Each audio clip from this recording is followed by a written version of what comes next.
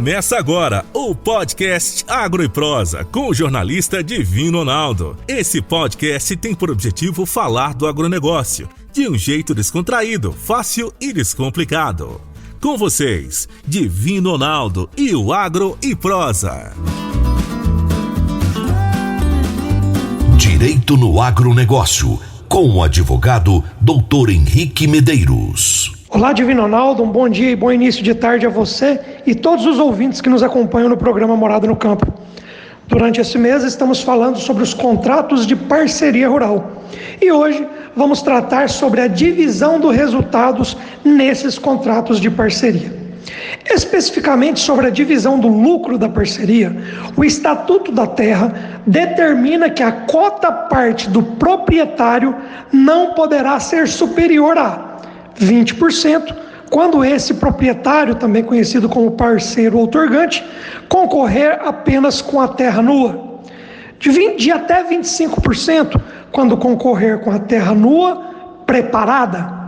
De até 30%, quando concorrer com a terra preparada e também casas de moradia. De até 40%, caso concorra com o conjunto básico de benfeitorias, constituído especialmente de casa de moradia, galpões, cercas, valas, currais, conforme o caso específico de cada parceria.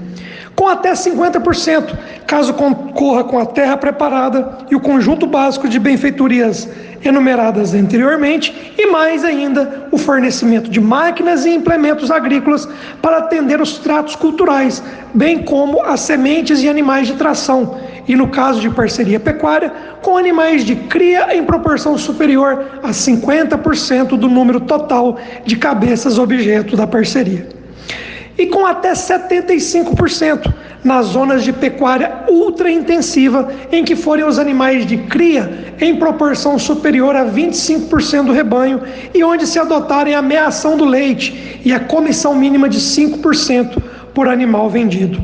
Nota-se que a lei teve o cuidado de limitar os percentuais máximos, visando garantir remuneração condigna àquele que, apesar de não ser o proprietário, explora com o seu trabalho a atividade rural objeto da parceria. Importante destacar que em qualquer tipo de contrato, as partes deverão atentar-se nas cláusulas contratuais para que se assegure a proteção social e econômica daqueles que exploram efetivamente a atividade rural. Portanto, senhores agropecuaristas, ao celebrarem os seus contratos de parceria rural, estejam assessorados e orientados por um advogado que consiga proporcionar-lhes um contrato sólido e justo. E essa foi mais uma dica de direito aplicada ao agronegócio. Um grande abraço e até a próxima semana.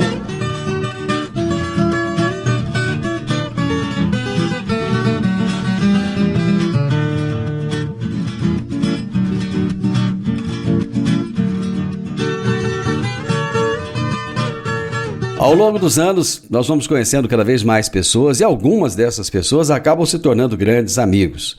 E o meu entrevistado de hoje, eu considero ele um grande amigo, é um entendedor, entende profundamente de agricultura de precisão, da área de plantabilidade também, é um grande estudioso e ele conhece tudo na prática, porque ele é um consultor, ele vai até o produtor rural. O meu entrevistado de hoje será o Cleo João Yemelevski, que é engenheiro agrônomo e proprietário da CJ Agrícola. E nós vamos falar a respeito do solo e da plantabilidade. É o goiúcho, goiano gaúcho, Cleo João. Cleo, prazer receber você aqui. É um grande prazer, Divino Ronaldo. Um abraço a todos que nos acompanham aí, né?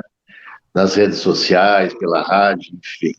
Tem o programa ganhando um espaço muito grande ao longo do tempo que está aí ativo, né? Um grande abraço a todos, né? Goiás aí, como se falou, Goiúcho, né? Tem minhas filhas nascidas aqui, eu gosto muito de Goiás, da cidade de Rio Verde, principalmente, que a gente reside até hoje, são 32 anos, né? Então, assim, um grande abraço a todos os goianos que nos acolheram aqui, minha família, né? É uma admiração muito grande por esse estado aí. Ô Cleo, na semana passada você esteve em um grande evento em São Paulo, a respeito de agricultura de precisão. Eu gostaria que você trouxesse um resumo daquilo que você viu, do que tem de novidade, o que está acontecendo nessa área no país. Bom, Divino, esse congresso aconteceu em Campinas, né? Congresso Nacional de Agricultura de Precisão, e a gente pode até falar meio internacional, né? Então, o que a gente viu nesse congresso? Lá participando quase 800 pessoas, né, do Brasil inteiro e também do exterior. A evolução da agricultura de precisão, ela está muito grande, né? Então lá se fala assim, Divino, que agricultura, esse nome, agricultura de precisão, está sendo até mudado um pouco. Agricultura de decisão. Entendi, Cléo, mas por que mudar o nome de agricultura de precisão para agricultura de decisão? Que alterações essa mudança vai trazer? Hoje, o produtor tem que tomar uma decisão imediata. Primeiro passo importante, quando chega numa propriedade, quando tem um agricultor que quer fazer um trabalho, ele tem que mapear esse solo. É a base de tudo o nosso solo. É o iniciar com esse trabalho de mapeamento, né, do solo, com a agricultura de decisão, né, ou agricultura de precisão, que ainda é chamada assim, né? Um levantamento dele, olhando as análises do solo como um todo, né, a parte de textura, a parte dos macro, dos micronutrientes do solo, e também que tipo de solo, as classes de solo, né? Então, muito importante esse conhecimento para a tomada de uma decisão futura. Tudo começa ali, Divino. Tudo começa ali nessa tomada de decisão, né? Como é que está todo o teu nível nutricional, né? Vamos falar aqui bem rapidamente: nitrogênio, fósforo, potássio, cálcio, magnésio, enxofre. Aí são os macronutrientes, aí vem os micronutrientes, que são boro, cobre, zinco, molibdênio, né? Selênio. Então, assim, colocar em equilíbrio daí quais os nutrientes que estão no nível médio, alto ou baixo, ou faltante no solo. Então, inicia-se ali um primeiro passo, colocar em equilíbrio essa parte nutricional do solo, né?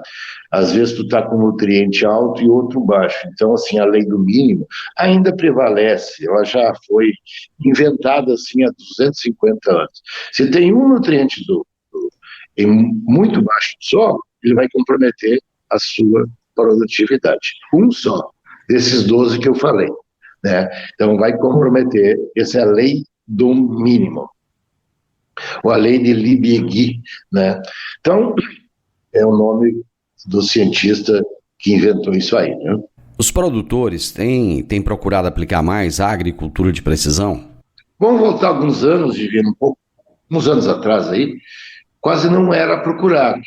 Eram alguns que já estavam um pouco na frente, nos procuraram para fazer esse trabalho, né, esse trabalho aí. Agora a gente está vendo assim, quase todos. Muita gente me pergunta quantos estão dentro da agricultura de precisão. A gente falava 30%, 40%, né? Uma estatística. Quantos estão fazendo agricultura de precisão hoje no Brasil? No estado de Goiás, em Rio Verde. Então, assim, eu estou vendo uma adesão muito grande. Por quê? Está vendo quem está dentro dessa tecnologia está produzindo mais. Ficou muito claro isso, sabe? Hoje está muito claro para nós isso aí, Divino. Ô Cléo, o que mudou do início da utilização da agricultura de precisão para os dias atuais? Bom, a gente fazia tudo por taxa fixa no talhão ou a nível de fazenda, né? A nível de fazenda. Começava numa ponta, o que quer dizer isso? Tudo pela média. Vamos fazer 2 toneladas de calcário, eu vou exemplificar o calcário. 2 toneladas por hectare. Começava lá no talhão 1 e terminava no 10. Mas tinha lugares que precisava 5, 10 e lugares com nenhum. Tu trabalhava pela média, a gente chama aplicação em taxa fixa. E a agricultura de precisão veio para mostrar isso a cada metro quadrado. Tem lugares dentro da fazenda que não tem necessidade de fazer uma aplicação de um produto, um calcário, um gesso, uma fosfatagem, uma cloretagem, pela média. Então, assim, a gente era agricultura da média.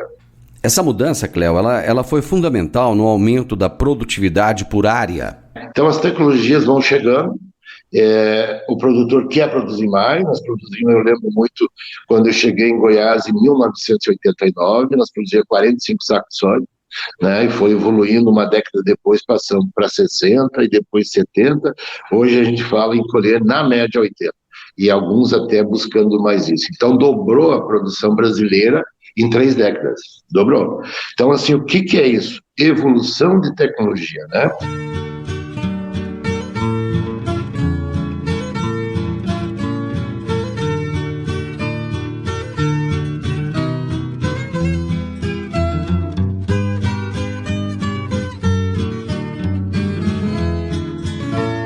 Eu quero entender o seguinte, hoje, na prática, o que mudou com a chegada dos aplicativos e tanta digitalização dos métodos na agricultura? Hoje, esses aplicativos, essas plataformas, né, que tem, eu vi muito isso no Congresso, uma evolução muito grande nessa agricultura digital, muito grande. É uma coisa assim, se a gente ficar 6 meses sem se atualizar, fica para trás, né? Então, assim, uns estão falando atualização dos profissionais da agronomia de mês a mês, porque chegou numa era que há uma enxurrada muito grande, coisas boas, coisas muito boas, sensores remotos, né, satélites, drones que estão hoje buscando dados, né, tanto no NDVI, no NDRE, buscando soluções, agregando por cima e por baixo, né, do solo, né, com sensores, uma coisa assim. Nesse congresso eu fiquei até abismado com quanta tecnologia desses aplicativos e bons, gente capacitada fazendo isso, gente do campo fazendo isso, não lá, vamos falar dentro dos escritórios, dentro de coisas, os TIs, não, hoje, pessoas que estão no campo, hoje, e fácil de manusear, tudo pelo celular, o produtor acompanha, o técnico acompanha, tudo está no celular, fácil de abrir e sair. O que o técnico está fazendo? Ele acompanha em tempo real. O produtor acompanha pelo celular, em tempo real, tudo que está sendo feito, os níveis que está sendo levado. Então, assim, vamos falar assim, essa agricultura de precisão, ou de decisão, que está sendo, nós estamos até tentando mudar um pouco o nome, né, começa por aí. Tu fez essa pergunta agora há pouco. O que evoluiu, né? O que evoluiu? Muito, muito, né? Começando pela taxa fixa, variando, né? Hoje está essas aplicações, tem os equipamentos para fazer a aplicação em taxa variada. Depois que fez essas análises, criou esses mapas de calcário, de gesso, de fosfatagem, cloretagem, tem um mapa. Esse mapa é colocado no GPS do trator, ou de um caminhão, ou do equipamento, e ele vai fazer a aplicação em taxa variada. Variar a aplicação dentro do talhão, né? Onde colocar mais onde precisa e tirar onde não necessita tanto, né? E às vezes tem muitas áreas que a gente está fazendo 3 toneladas por hectare em média, né? Deu a média ponderada, mas tem muito lugar daquele talhão que zero calcário, é zerado. Cléo, o solo nunca teve tanta importância como tem hoje. Criar um perfil de solo ideal é fundamental para se obter um sucesso na lavoura. Como era o perfil de solo do passado e como é o perfil de solo atualmente? Excelente pergunta, Guilherme. Excelente pergunta. Então, assim, vamos voltar a 3 décadas atrás, quando começou praticamente o preparo do solo. Vamos falar 35 anos, onde iniciou-se o plantio direto aqui na região. Era feito plantio convencional, né? O que é plantio convencional? Gradeando-se solos, com grade pequena, até 28 polegadas, as home da vida, né? Que o pessoal chamava a grade Gobi. Vamos falar os nomes que eram falados no passado. 28 polegadas, que é uma grade nível que é intermediária hoje, uns até consideram já pequena. Então, esse preparo do solo, e depois veio o plantio direto, simplesmente se parou de gradear, de fazer esse preparo do solo, com esse perfil pequeno, até 15 centímetros. ficou um perfil de 15 centímetros por anos. Foi dando certo? Sim, e se estagnou a produtividade, vamos falar, nos dias de hoje, quase. E aí o que chegou esse perfil de solo mais profundo? O que quer dizer isso? Colocar esse calcário, é um preparo do solo quando vai abrir uma área de pastagem ou de cerrado, a gente fala assim, abertura de novas áreas para a agricultura.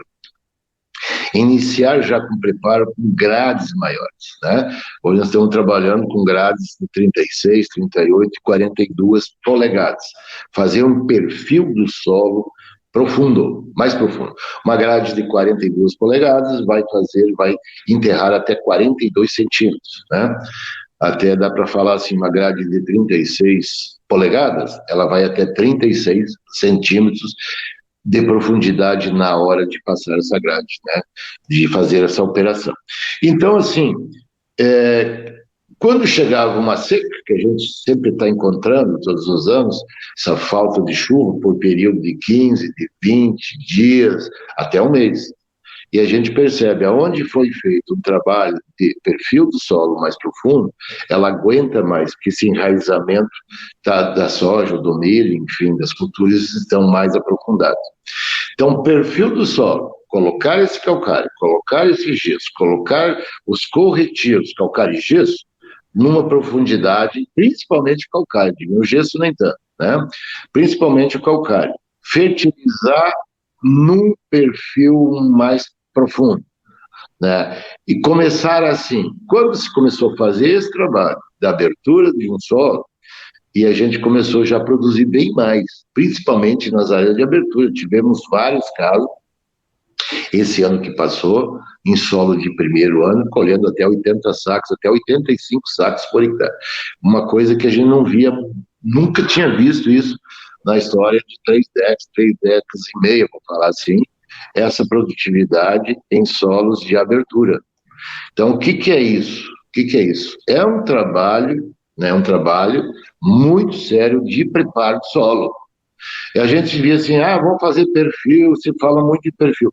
Quando a gente ia lá no campo, a gente tem um instrumento que a gente vê a profundidade que está quando o tratorista está fazendo, a gente vai caminhando no meio e vai colocando esse instrumento, ver que profundidade está vendo. Tem muitos casos, eu estou fazendo perfil, vai lá, não está indo mais que 20 centímetros esse preparo do solo. Então tem que mudar isso aí, acompanhar isso aí. Essas grades tem que entrar mais, né? Grades grandes, né? Grades grandes. E isso é muito importante. Ô Cléo, qual que é a orientação para a calagem nas áreas de abertura hoje em dia? Na calagem, Divino, um assunto muito importante, nós vamos voltar um pouco no passado, nós falávamos aí até 6 toneladas por hectare, de 5 a 6 na área de abertura, né, que se preconizava isso. Hoje nós estamos falando em 10 até 14 toneladas por hectare de calcário na área de abertura, e colocar num perfil de 40 centímetros. Isso nos trouxe, né, uma mudança no pH, já no primeiro ano, né, saindo dos seus 4,5, indo para 5,5, uma mudança no cálcio, uma mudança no magnésio, uma mudança na saturação de bases, né, e também uma diminuição drástica do alumínio tóxico, né, já no primeiro ano. Então, se fazia no passado umas 5 toneladas, e depois no outro ano tinha que fazer mais 3 e era superficial, ou mais 4, superficial. Então, hoje já faz na primeira pancada.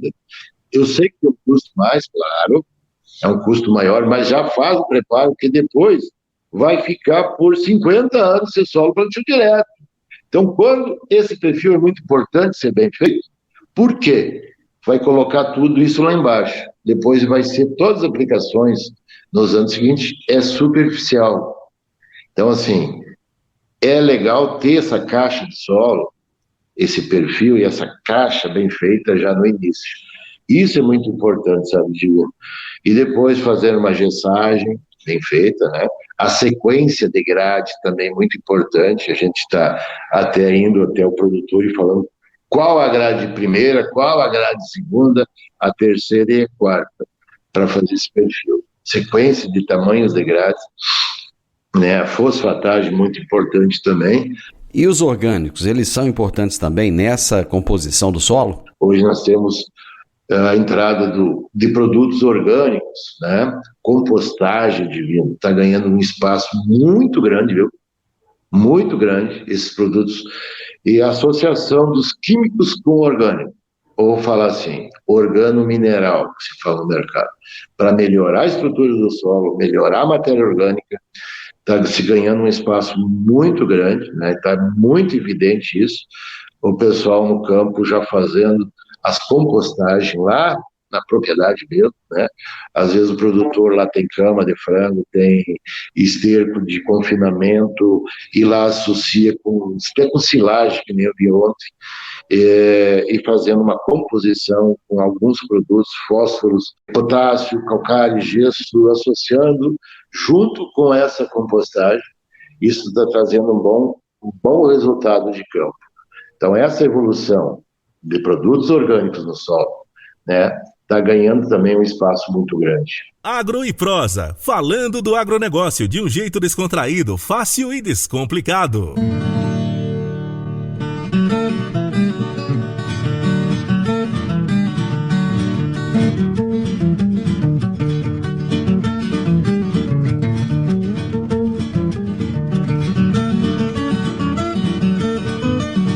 Cléo, qual é a importância da nodulação da soja?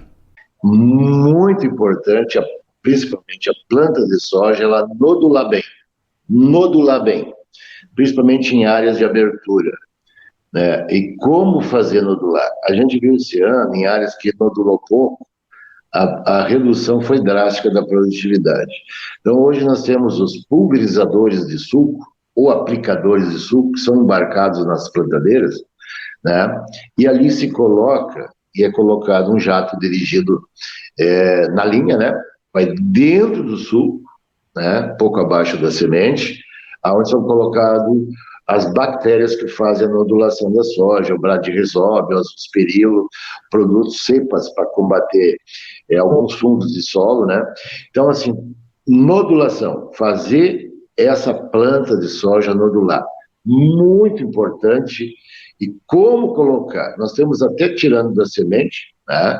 E colocando dentro do suco e na parte aérea, né? Com a soja aí até 10 dias de nascido no período da noite. Vamos falar um pouquinho da plantabilidade. Qual que é a importância da plantabilidade e o que é essa plantabilidade? Que a gente vive falando nela, mas muitas vezes a pessoa não tem muita noção do que significa. Qual é o conjunto de ações para se ter uma boa plantabilidade? Boa pergunta de plantabilidade. O que a gente observou de vir no passar dos anos? Vamos falar assim. Plantadeira. O produtor começou a investir em máquinas, vamos falar assim, 15 anos para cá, investimento em modernização do seu parque de máquinas, né? E se preocupou muito, em primeiro, em comprar grandes colhedeiras, plataformas, né? Grandes, 40, 45 pés, né? Com draper, enfim, caríssimos. Depois veio os pulverizadores, né? Autopropelidos, e a plantadeirinha dele estava lá, quietinho, já tinha 10 anos de uso, 12 anos de uso, e ele não se preocupava tanto em plantabilidade, né? Ele fazia aquela revisãozinha básica e tal, né? E o colhedeira e pulverizadores de última geração. E a produção estagnada. Por que, Divino? A plantabilidade, a qualidade de plantio hoje, ela envolve vários itens, e é ali que se faz produzir. Não é o pulverizador, nem a colhedeira. A colhedeira vai colher, o que já está pronto. E o pulverizador é o basicão, né? Você vai fazer controle de ervas, pragas e doenças. A parte de fitotecnia, né? A parte de fitotecnia. Agora, quem faz produzir, que vai fazer a qualidade plantio é plantadeira. Então, começou a haver essa mudança de algum tempo para cá. Mas esse tempo para cá é bem curto, é bem curtinho. E a gente começou a trabalhar e fazer essas medições até com marcas de plantadeira. Até com marcas comerciais de plantadeira, nós começamos a medir isso. Tecnologias embarcadas, principalmente em plantadeiras a vácuo, né, pneumáticas, que a gente fala plantadeiras a ar, né? em relação aos convencionais, os dosadores de semente. Então, começou também a melhorar isso muito. A gente pode ver nas feiras, né? Quem vai aqui na Tecnoshow nosso do Rio Verde, ou em outras feiras, uma modernização das plantadeiras. Isso também começou a trazer evolução na produtividade, principalmente em plantadeiras evitando o envelopamento da palha. O que é esse envelopamento da palha? Com os anos, a gente fazendo safrinha, safrinha, a camada de palha está ficando mais densa. E como plantar uma palhada densa de palha, ou numa área que a gente viu, acho que se não me engano ontem, de cana, quase 20 centímetros de palhada. Como fazer esse depósito da semente lá dentro do solo? Então, assim, fazer com que corte essa palha, não envelope junto com a semente, realmente corte, separa, fazendo com que o depósito, o disco que vem logo atrás, deposite essa semente dentro, numa profundidade de até 2 centímetros, e prensa ela, compacta ela, com as rodinhas compactoras, fazendo a retirada dos bolsões de ar. Então, assim, essa qualidade do plantio, as pressões, as molas, né, que eu vejo hoje tem todas as marcas de plantadeira, né, que essas molas que dão pressão no carrinho, molas que no carrinho da semente, mola que dão pressão no disco de corte, molas que dão pressão nos pneuzinhos compactadores lá no final, né, tá tendo uma mudança, tá vindo até bexigões a ar, pistões, né, para dar uma pressão, e até com equipamentos, né? Tem os Delta Force da vida, com pistão pneumático, que lá dentro do trator você está vendo que pressão está tendo na linha para retirada do ar. Então já teve uma evolução muito grande disso aí. E o que a gente viu isso? Que houve também um acréscimo de produtividade quando o produtor aderiu a essas plantadeiras com mais tecnologia embarcada. Ou às vezes a plantadeira dele, né, a gente faz lá na propriedade essa avaliação da plantadeira dele, lá no barracão mesmo, né, como que ela deve, eu não posso comprar a plantadeira esse ano nem trocar, somente revisar, uma boa revisão, sim, e é isso que a gente está fazendo agora nesse período, bem antes do plantio. Como fazer uma qualidade de plantio bem feito. Então, esse cenário mudou demais. Plantabilidade.